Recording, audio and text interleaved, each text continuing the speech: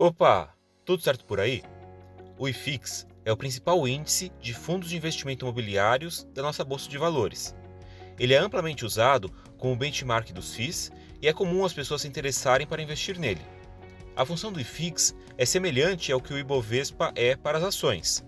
E, como todos os índices, ele tem uma série de critérios e regras para ser formado. De qualquer forma, nenhum índice reflete com 100% de fidelidade todos os seus ativos. Por isso, é importante conhecer como o índice funciona. Então, venha comigo que eu vou te explicar como o IFIX funciona, como ele é formado e como investir nele.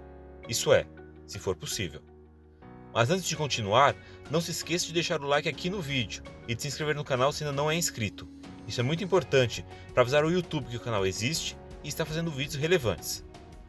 Então, IFIX é a sigla para Índice de Fundos de Investimentos Imobiliários. Ele começou a ser divulgado a partir de 2012 e tem como objetivo ser o indicador médio das cotações dos FIIs das nossas bolsas de valores. Ou seja, ele nos passa de uma forma direta a visão geral de todos os FIIs negociados. O índice é composto pelos fundos mais negociados da nossa bolsa de valores. A ideia geral aqui é que se o índice subiu em determinado período, quer dizer que os fundos, ou a maioria deles, também subiram.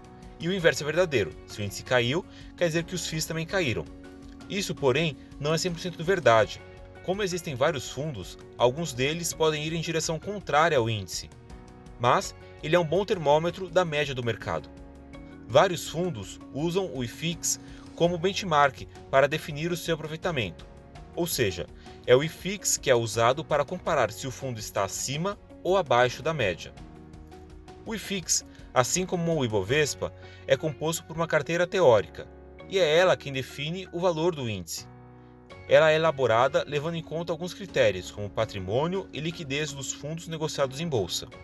A carteira teórica nada mais é do que um conjunto de FIIs que compõem o IFIX. Cada um desses ativos tem um peso dentro do índice. Vamos a um exemplo.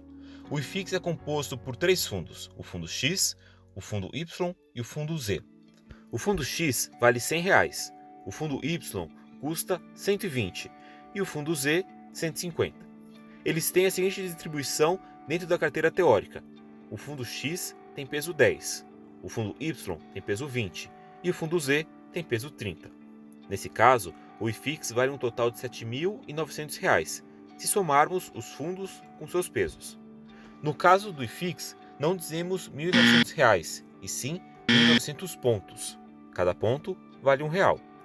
Agora, se após o pregão diário as cotações mudarem para 105, 125 e 151, respectivamente, teremos um total de 8.080 pontos. Percebeu que o índice subiu, assim como todos os FIIs que estão na carteira teórica do índice? Então, mas situações diferentes podem acontecer. Em um outro exemplo, se o pregão terminasse com as cotações de 95, 120 e 160 reais respectivamente, teríamos o IFIX nos 8.150 pontos.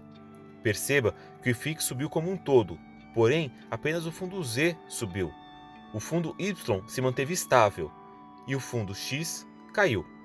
Nesse caso, o fundo Z é que puxou todo o índice para cima. Por isso, o índice passa uma ideia geral das cotações dos FIIs, mas ele não é absoluto sempre.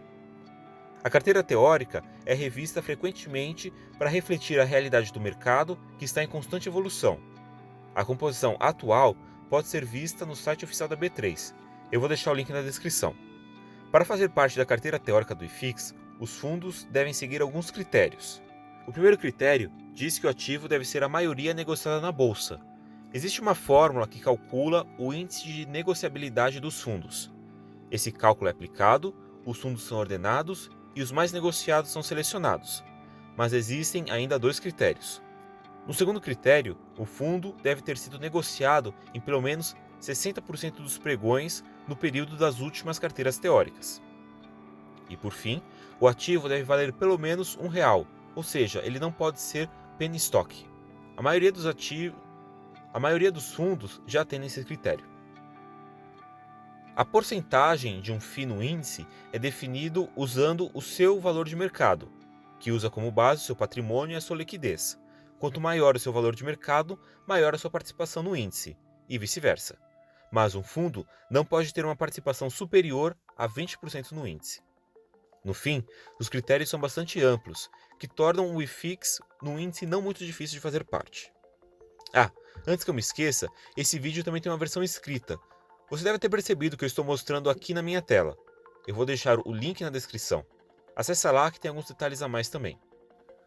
Agora, diferente do Ibovespa, não existe um ETF que replique o IFIX.